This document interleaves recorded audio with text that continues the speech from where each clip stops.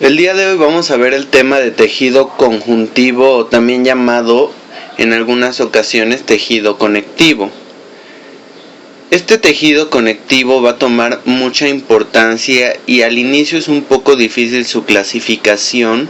De hecho, antes se creía que tejidos como el óseo o el cartilaginoso eran separados de este grupo de tejidos. Después de un tiempo se vio que estos tejidos podríamos clasificarlos dentro de este gran grupo, de los 4 de los cuales ya les hablé en el video de introducción a tejidos, de los cuales pues podemos destacar muchas cosas de su estructura y que vamos a ver ahorita. A la izquierda tienen una imagen de fibras elásticas. Esas fibras de color negro, utilizamos una tensión especial para fibras elásticas, y a la derecha tenemos una microscopía electrónica en la que apreciamos las fibras de colágeno, dos elementos básicos en la conformación del tejido conjuntivo.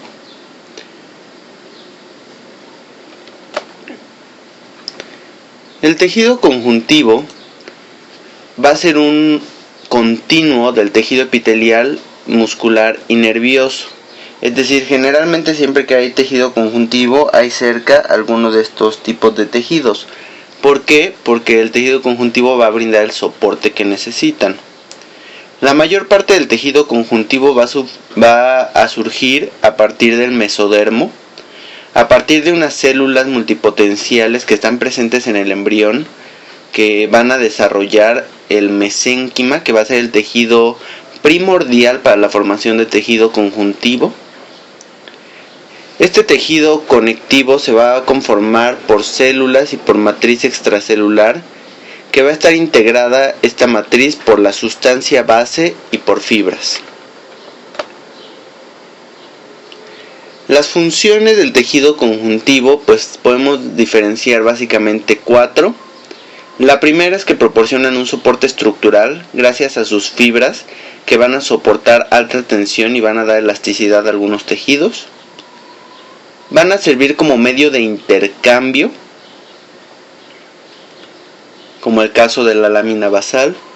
Van a proporcionar defensa y protección, como el caso de las células del sistema de las células sanguíneas en el sistema linfohematopoyético, como el caso de neutrófilos, linfocitos, basófilos, eosinófilos, que van a formar parte del tejido conjuntivo a final de cuentas.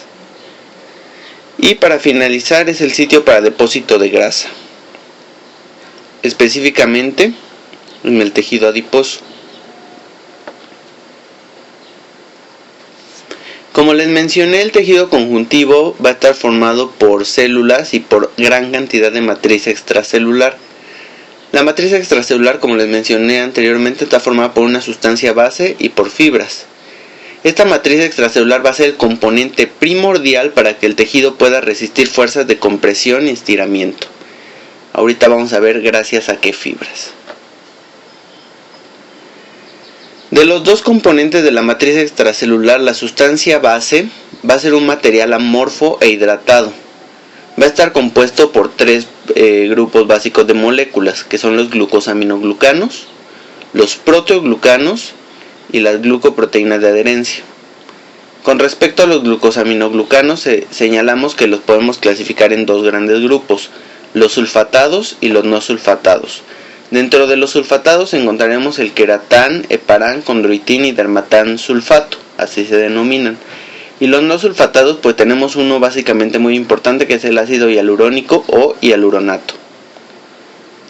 Los proteoglucanos van a estar enlazados de manera covalente al ácido hialurónico y van a formar moléculas voluminosas llamadas agrecanos. Y las glucoproteínas de adherencia vamos a encontrar 4 básicamente, que son la laminina, la condronectina, la osteonectina y la fibronectina. Aquí tenemos la estructura básica de un proteoglucano. Vean cómo está formado por un núcleo central de proteínas, ese núcleo azul que ven en la parte de la derecha, y de ellas salen muchos glucosaminoglucanos.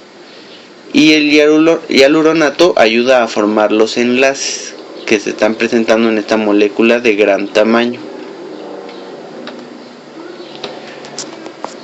Con respecto a las fibras, el otro gran componente de la matriz extracelular, tenemos básicamente dos grandes grupos: las fibras de colágena y las fibras elásticas.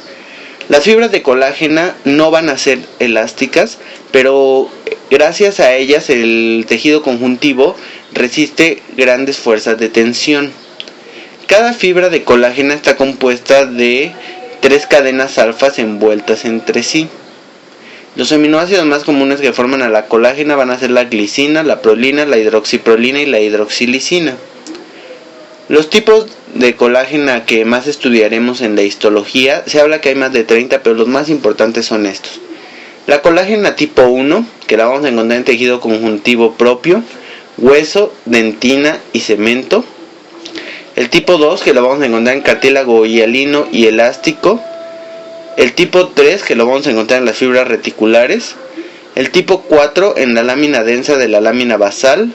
El tipo 5, que lo vamos a encontrar relacionado con la colágena tipo 1 y situado en placenta. Y el tipo 7, que va a formar la unión de la lámina basal con la lámina reticular. Las fibras elásticas van a estar compuestas por elastina, que va a ser la proteína que va a ayudar a que este tejido sea elástico, y microfibrillas. Las fibras elásticas pueden estirarse hasta 150% de su longitud en reposo, es decir, pueden aumentar su tamaño 1.5 veces al volverse elásticas.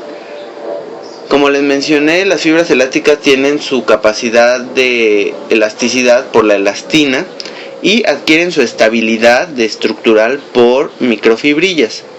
La elastina, esta proteína, va a ser rica en glicina y prolina, además de la lisina, que va a ayudar a formar residuos de desmosina básicos en la estructura de este tejido. Aquí tenemos una imagen de la síntesis de colágena. Vemos cómo todo inicia a partir de fibroblastos, osteoblastos, condroblastos u odontoblastos. El primer paso es en el retículo endoplásmico rugoso. A partir de la síntesis de precolágena y procolágena y la hidroxilación de la lisina y la prolina y la glucosilación y disulfación, formación del enlace disulfuro en esta estructura primordial de la pre y procolágena. Todo esto se va a llevar a cabo gracias a la vitamina C. La vitamina C va a ser esta molécula que va a ayudar a la hidroxilación de la lisina y la prolina para formar hidroxilisina e hidroxiprolina. El paso 2 consiste en el empacamiento y secreción de la preprocolágena en el aparato de Golgi.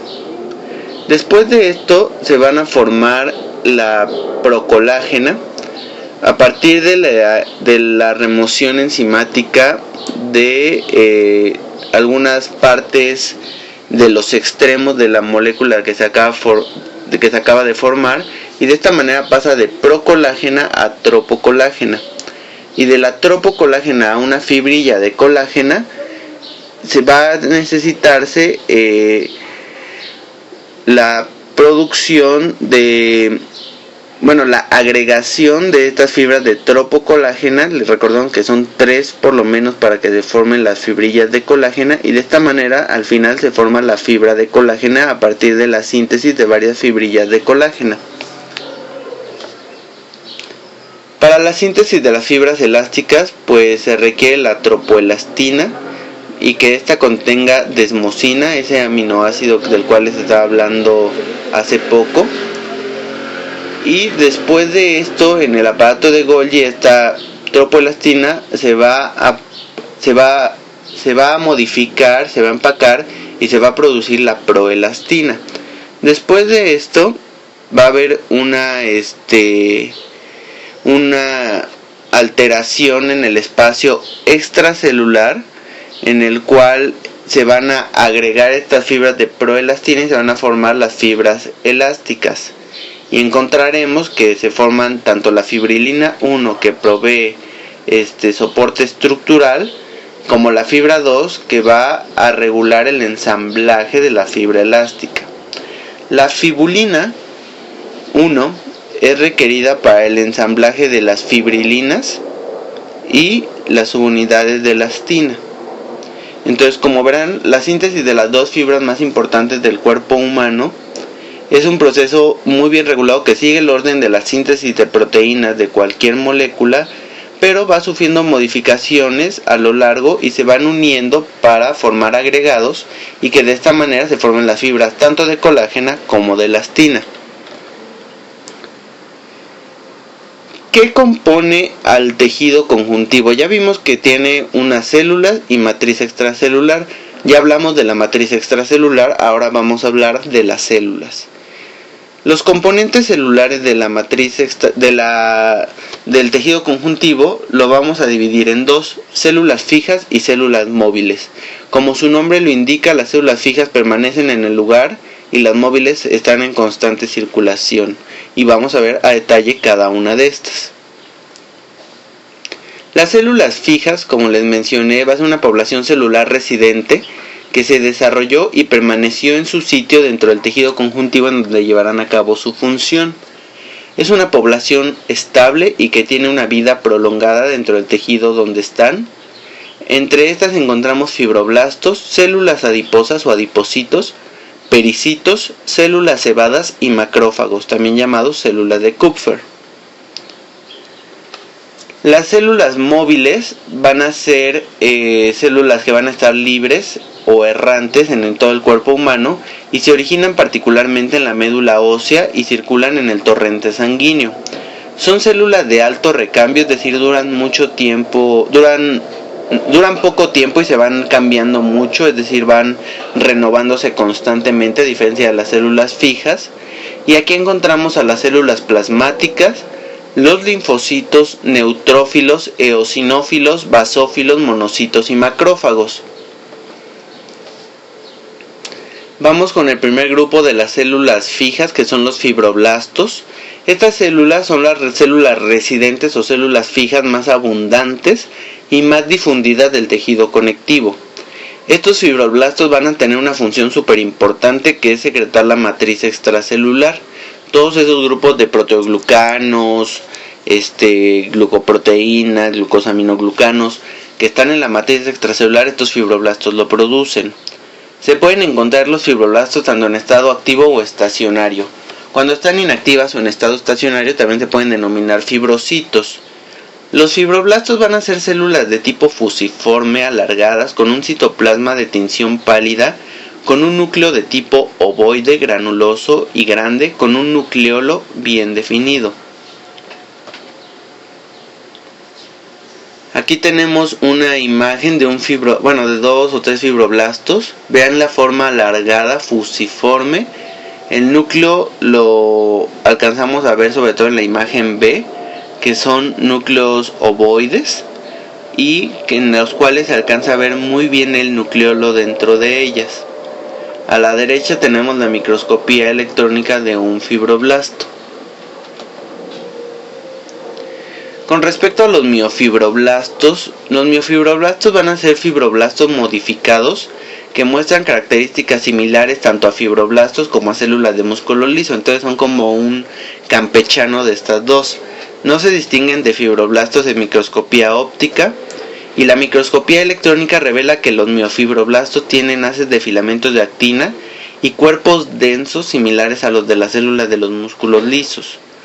Son abundantes en cicatrización, ya que van a ser las células que van a jalar y van a ir tensando la cicatriz para que van a ir estabilizando y contrayendo la cicatriz para que se haga más pequeña. También se encuentran en el ligamento periodontal, al parecer ayudando a fijar el diente al alvéolo, y en la glándula mamaria. Los pericitos. Los pericitos rodean a las células endoteliales de capilares y vénulas pequeñas. Residen fuera del compartimiento del tejido conjuntivo porque poseen una lámina basal propia. Tienen actina miosina y tropomiosina, lo que hace pensar que estas células intervienen en la contracción de los vasos sanguíneos. Aquí tenemos una imagen de un pericito rodeando a la célula endotelial. Esta imagen es de nivel renal, a nivel de los glomérulos. Vean qué bien se aprecia este pericito, que además tiene su lámina basal propia, ahí donde dice BL, ¿de acuerdo? Esa es su lámina basal. Con respecto a las células adiposas, señalamos que proceden de células mesenquimatosas indiferenciadas. Estas células adiposas van a ser células ya maduras, diferenciadas, y no van a dividirse. Van a intervenir en la síntesis y almacenamiento de triglicéridos. Y podemos dividirla en uniloculares y multiloculares. Las uniloculares van a ser una gotita de lípido grande y única, y van a ser también llamadas tejido adiposo blanco. Y multiloculares, que van a ser múltiples gotitas de lípidos pequeñas, que van a formar lo que se conoce como tejido adiposo pardo. Son los dos tejidos adiposos en los cuales vamos a subdividir el tejido graso dentro del cuerpo humano. Los adipocitos uniloculares, como les mencioné, que forman el tejido adiposo blanco o grasa blanca, van a ser células esféricas grandes de forma poliédrica. Van a presentar dentro de su interior una gotita aislada que va a desplazar a la periferia el citoplasma y el núcleo, lo que va a dar un aspecto a estas células de anillo de sello. Durante la fase de ayuno se observan proyecciones similares a pseudópodos, al parecer intentando atrapar las gotitas de grasa que se encuentren en la periferia y que no estén dentro de la célula. Aquí tenemos dos imágenes de tejido adiposo blanco o células adiposas uniloculares. Vean cómo son células grandes en la cual obviamente no se alcanza a apreciar muy bien el citoplasma, ya que este citoplasma está replegado contra una de las paredes de la célula, al igual que el núcleo, y solamente se alcanza a ver un espacio en blanco que presenta el tejido adiposo, es decir, esta gotita de grasa un tanto grande que ocupa todo el espacio intracelular. Si nosotros tiñéramos esta imagen con una tinción para grasa como Sudán 3, podríamos apreciar perfectamente el tejido adiposo. Los adipocitos multiloculares, o también llamada grasa parda, son células más pequeñas y más poligonales que las células adiposas uniloculares o de la grasa blanca. Contienen dentro de su interior varias gotitas pequeñas. El núcleo generalmente no está desplazado y poseen más mitocondrias, pero menos ribosomas que las células de grasa blanca. Aquí vemos una imagen de los adipocitos multiloculares. Observen cómo ya no solo es una gota de grasa, sino se observan muchos compartimientos dentro de las células. Algunas células sí poseen un núcleo desplazado, pero otras no, ¿de acuerdo? Dependiendo de la disposición dentro del interior de la célula que adquiera la grasa. Nada más con fines generales de histología veremos el almacenamiento y la liberación de la grasa. Todo esto comienza en la digestión de las grasas, es decir, de triglicéridos, que por medio de la lipasa pancreática van a convertir los triglicéridos en ácidos grasos y glicerol. Una vez que pasa esto, estas dos moléculas entran en contacto con el epitelio intestinal, se absorben y posteriormente dentro del mismo epitelio intestinal se van a esterificar para formar de nuevo triglicéridos en el retículo endoplásmico liso. Los triglicéridos circundan con proteínas para formar kilomicrones, y estos kilomicrones se van a liberar en las membranas vasolaterales a los conductos linfáticos. A partir de los conductos linfáticos, estos kilomicrones pasan a la sangre y ahí se forman los VLDL, que son las gotitas del colesterol que transportan los triglicéridos y que se van a sintetizar en el hígado. En los capilares del tejido adiposo, los VLDL, ácidos grasos y kilomicrones se van a exponer a la lipoproteína lipasa, que va a descomponer estas moléculas en ácidos grasos y gliceroles. Dentro del adipocito, estos se van a volver a esterificar y se van a depositar en gotitas que ya vimos en la imagen del tejido adiposo. Con respecto a las células cebadas, pues esta célula es una de las más grandes células fijas del tejido conjuntivo. Son ovoides y poseen un núcleo esférico en posición central. Es posible que estas células cebadas deriven de precursores de médula ósea, sin embargo no está totalmente demostrado. Presentan múltiples gránulos en su citoplasma y contienen gránulos de heparán o condroitín sulfato, que se van a teñir con una tinción llamada de azul de tuolidina, que va a teñir a estos gránulos de heparín y condroitín sulfato de color púrpura. Aquí en esta imagen vemos una célula cebada o también llamada mastocito con los gránulos metacromáticos en su citoplasma. A la derecha vemos una microscopía electrónica donde se alcanzan a apreciar de mucho mejor manera los gránulos dentro del interior de la célula, y vemos ahí también el núcleo en la posición central. Las células cebadas van a liberar mediadores y los vamos a clasificar en primarios o preformados y secundarios o recién sintetizados. Los primarios o preformados van a ser gránulos que van a estar ya formados y son los primeros que se liberan ante una respuesta ya sea alérgica o inflamatoria, que van a ser histamina, proteasas, entre ellas triptasa, quimasa y carboxipeptidasas, la arilsulfatasa y el factor quimiotáctico de eosinófilos y neutrófilos.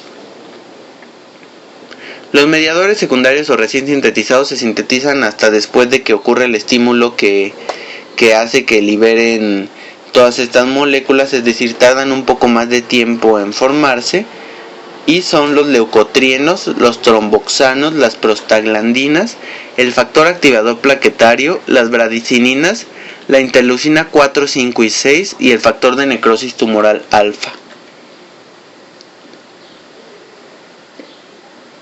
Los precursores de las células cebadas, como les mencioné, es probable que se encuentren en médula ósea y es la teoría más fuerte, y seguramente en unos años se comprobará al 100% que las células cebadas surgen en la médula ósea.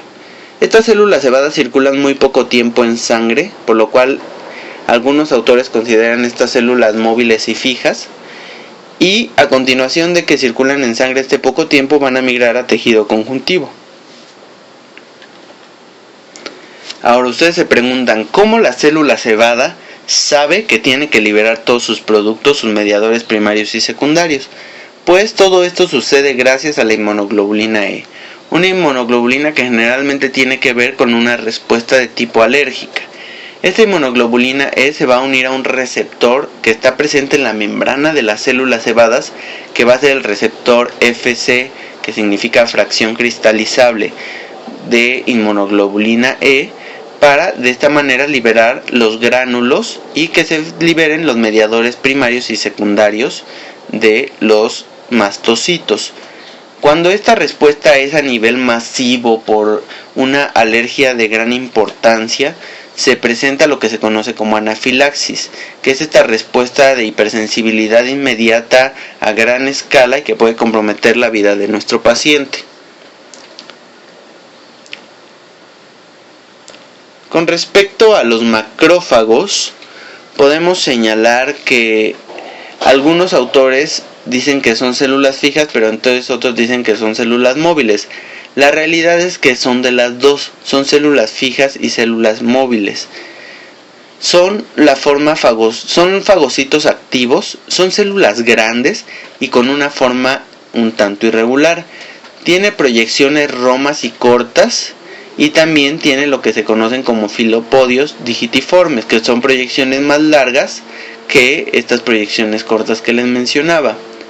El citoplasma basófilo de los macrófagos presenta vacuolas pequeñas y gránulos densos pequeños en su interior. El núcleo en estos macrófagos es de tipo excéntrico y generalmente es pequeño. En esta imagen vemos los macrófagos ahí con sus vacuolas pequeñas dentro de su interior.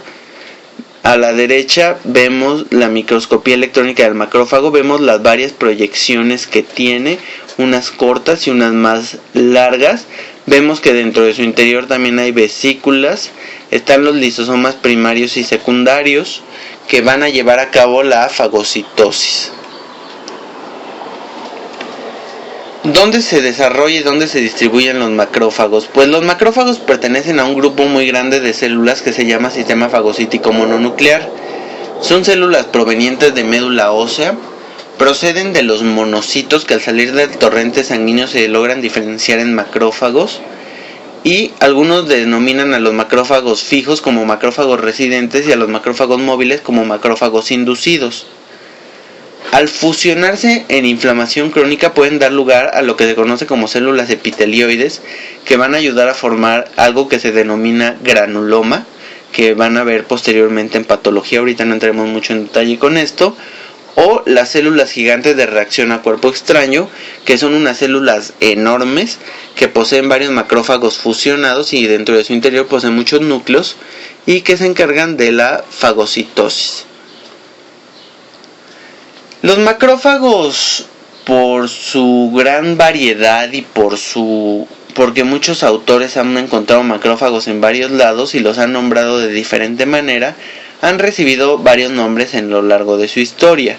En hígado, los macrófagos los vamos a conocer como células de Kupffer, en pulmón como células de polvo, en piel como células de Langerhans, en sangre como monocitos, en tejido conjuntivo, vaso, ganglios linfáticos, timo y médula ósea como macrófagos, en hueso como osteoclastos, estas células de resorción ósea, en cerebros como la microglía, estas células neurogliales que van a ayudar a dar protección a las neuronas.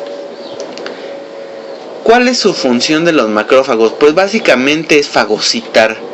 Fagocitar ya sea células viejas, células dañadas o muertas, desechos celulares, material no digerido por lisosomas, microorganismos grandes, y van a presentar además antígenos a linfocitos por el complejo mayor de histocompatibilidad. Esto ya lo verán posteriormente en inmunología. No quiero entrar mucho en detalle acerca de esto, ya que necesitarían varios conocimientos de inmunología básica para entender esto. Solamente con que se queden a la idea de que los macrófagos pueden presentar antígenos a los linfocitos.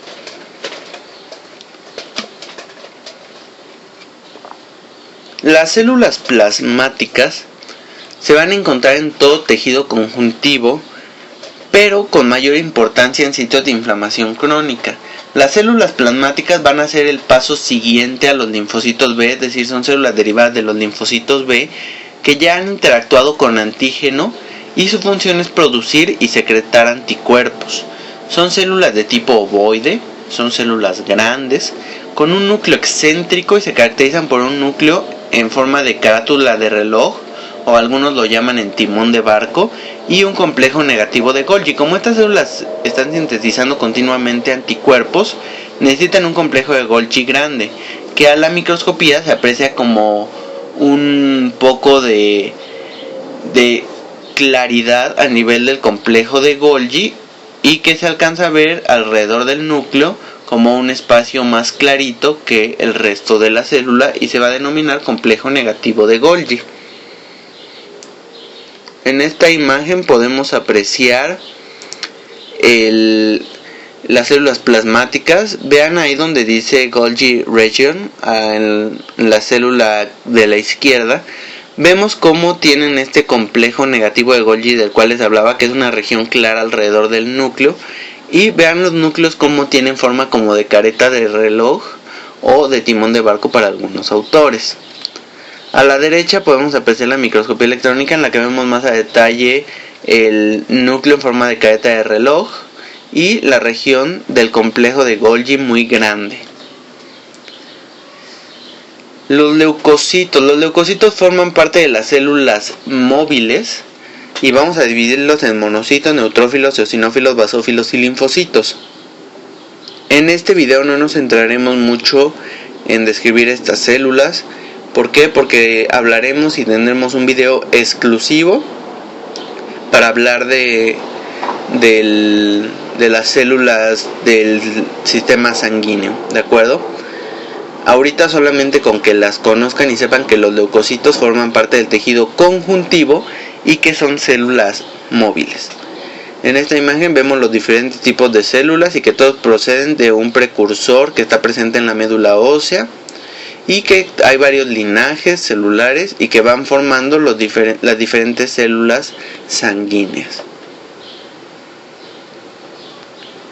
¿Cómo vamos a clasificar el tejido conjuntivo? Ya vimos cómo se componen, ya vimos la matriz extracelular y las células que lo van a componer. O sea, ya vimos la parte básica, la parte estructural del tema.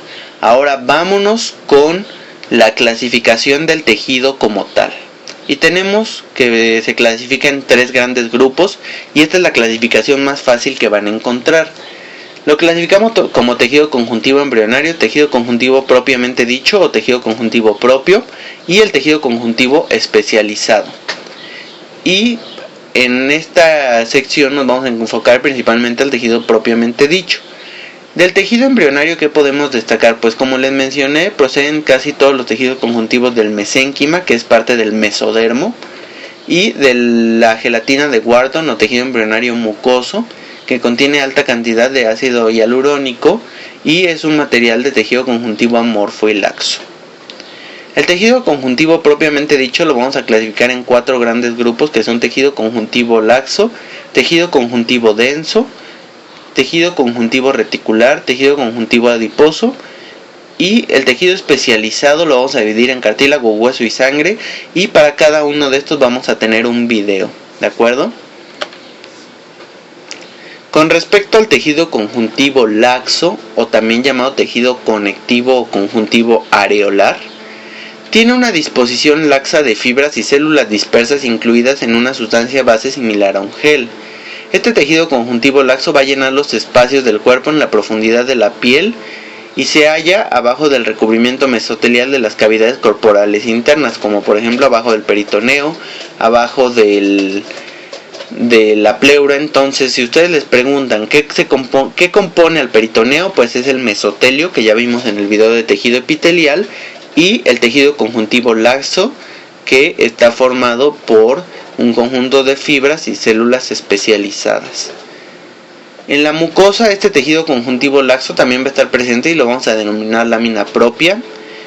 Y este tejido conjuntivo laxo o areolar contiene muchas células móviles de inflamación, alergia y respuesta inmune, ya que ustedes imagínense, si este tejido está presente por debajo de la piel y por debajo de la mucosa, debe ser bueno para defendernos. O sea, no puede estar así en la baba y decir, ya entraron las bacterias. No, este tejido debe ser bueno y responder inmediatamente ante un estímulo nocivo y un estímulo agresor. En esta imagen vemos el tejido conjuntivo laxo a la izquierda, y a la derecha vemos las diferentes células y material que lo conforma. Vemos una alta cantidad de células del sistema inmune, además de los adipocitos, los fibroblastos y todas las células de las cuales ya hemos hablado. Con respecto al tejido conjuntivo denso, ¿qué podemos señalar del tejido conjuntivo denso? Pues es el que contiene mayor cantidad de fibras, pero menos células de los tejidos conjuntivos. Es un tejido que resiste gran tensión gracias a las fibras de colágeno, y es un tejido que se va a clasificar en 3 grandes grupos. Es el tejido conjuntivo irregular o no modelado, que está compuesto por fibras de colágeno al azar, y tejido conjuntivo denso modelado o regular, que es cuando las fibras de colágeno están ordenadas. No tiene mucha dificultad esta clasificación. Vamos a hablar sobre el tejido conectivo denso no modelado o irregular. Es un tejido que contiene fibras de colágeno gruesas entrelazadas en una malla que va a resistir tensión en todas direcciones. El espacio entre la sustancia base y celular es muy limitado. Con frecuencia se encuentran diseminadas fibras elásticas alrededor de los haces de colágeno. Los fibroblastos, las células más abundantes de este tejido, se hallan en los intersticios entre haces de colágeno. Este tejido conectivo denso no modelado, como le mencioné, con una distribución de fibras de colágeno no ordenada, se encuentra en la dermis de la piel, en la vaina nerviosa, en cápsula de vaso, testículos, ovarios, riñones y ganglios linfáticos. Aquí vemos una imagen del tejido conectivo denso irregular. Vemos cómo la disposición de fibras es un tanto desordenada, no llevan mucho orden. Y a la izquierda vemos cómo a la reconstrucción de la microscopía electrónica de barrido, ya con color y todo, se alcanzan a ver unas fibras de colágena que no tienen un orden muy característico. El tejido conectivo denso modelado o regular se va a integrar con haces de colágena gruesos densamente agrupados y orientados en cilindros u hojas paralelas que van a resistir fuerzas de tensión. Estas fibras sí están muy bien ordenadas. Entre los haces de colágena igual se van a identificar fibroblastos, pero estos fibroblastos van a seguir ejes paralelos a los haces, es decir, tampoco están desordenados. Este tejido conectivo denso modelado o regular lo vamos a encontrar en estructuras del tejido osteomioarticular como tendones, ligamentos y aponeurosis. Si ustedes alcanzan a ver un tendón como en la siguiente imagen, aquí logran distinguir un tendón, el tendón aquileo, dentro de una cirugía de alargamiento del tendón de Aquiles, en el cual logran apreciar el tendón de Aquiles blanco, bien uniforme. Entonces esto es gracias al orden de las fibras de colágena que encuentran en el tejido. Y abajo encuentran una imagen de microscopía óptica del tendón, en el cual logran apreciar la distribución regular de las fibras, a diferencia del tejido irregular que ya veíamos. El tejido conectivo denso regular elástico, que es el tercer grupo del tejido conectivo denso, va a poseer fibras elásticas ramificadas gruesas con solo unas cuantas fibras de colágena en una disposición reticular. En todos los espacios intersticiales están diseminados fibroblastos, al igual que sus dos compañeros de grupo, y las fibras elásticas se hallan dispuestas en sentido paralelo entre sí y forman láminas delgadas o membranas fenestradas. Las vamos a encontrar en vasos sanguíneos grandes, en el ligamento amarillo de la columna vertebral y en el ligamento suspensor del pene. Aquí ven una imagen en la cual se logran apreciar las fibras elásticas. Vean su disposición un tanto como arqueadas, a diferencia de las fibras de colágena que son más rectas. Esta tinción no es específica para fibras elásticas como la tinción de Berhoff, pero sin embargo se alcanzan a ver muy bien estas fibras. El tejido reticular. El tejido reticular es el principal componente de células como los sinusoides hepáticos, tejido adiposo, médula ósea, ganglios linfáticos, vaso, músculo liso y lotes de Langerhans. El tejido reticular se va a componer básicamente de colágena tipo 3, esto no se les olvide porque siempre se los preguntan, y forman mallas entretejidas con fibroblastos y macrófagos. Tinciones para fibras reticulares, pues tenemos tinciones argentofílicas o tinciones de plata, como por ejemplo la tinción de Bilder. En esta imagen logramos apreciar las fibras reticulares muy bien, vean su disposición a nivel del nódulo linfático. Y ya para terminar, el tejido adiposo blanco, que es el último tejido propiamente dicho del tejido conectivo. Ya vimos un poco acerca de esto, que es una gota de lípido. Se encuentra en pacientes que tienen dietas altas en carotenos. Este tejido adiposo blanco se convierte en tejido adiposo amarillo. Por eso ustedes vean los pies de alguien que come todos los días jugo de zanahoria y se ven un tanto amarillosos. Los vasos llegan a través de tabiques que dividen la grasa en lobulillos. La membrana plasmática de la célula unilocular posee receptor de insulina, hormona de crecimiento, noradrenalina y glucocorticoides para regular su metabolismo. Se halla en capas subcutáneas en todo el cuerpo. En varones preferentemente está en cuello, hombros, alrededor de caderas y glúteos. En mujeres está en mama, glúteos, cadera y superficies laterales de los muslos. En ambos se localiza en cavidad abdominal alrededor del delantal epiploico y mesenterios, es decir, en la pancita. Y el tejido adiposo pardo pues está compuesto de grasa en múltiples gotitas. Tiene un color de aspecto café, como un color canela a pardo rojizo, ya que es un tejido altamente vascular y posee citocromos en sus mitocondrias abundantemente. Tiene una organización lobular y una irrigación similar a una glándula. Posee fibras nerviosas amielínicas con terminaciones axonales en vasos sanguíneos y se encuentra mayormente en animales hibernantes como osos y en lactantes de la mayor parte de mamíferos. En recién nacidos hay en cuello y región interescapular, aunque no se ha encontrado bien la función que tiene este tejido adiposo pardo en los recién nacidos. Sin embargo, en adultos pues ya no se encuentra. En animales que hibernan, se vinculan con la producción de calor corporal gracias a la termogenina, que va a permitir el flujo retrógrado de protones en la cadena respiratoria, que en lugar de usarlos para la síntesis de ATP, se utilizan para generar calor gracias a este flujo de protones. Y bueno, eso es todo por ahora con respecto al tejido conectivo. Espero que haya quedado todo claro. Si no, pueden comentar abajo qué duda tienen o qué sugerencia tienen. Yo intentaré contestarles a la brevedad.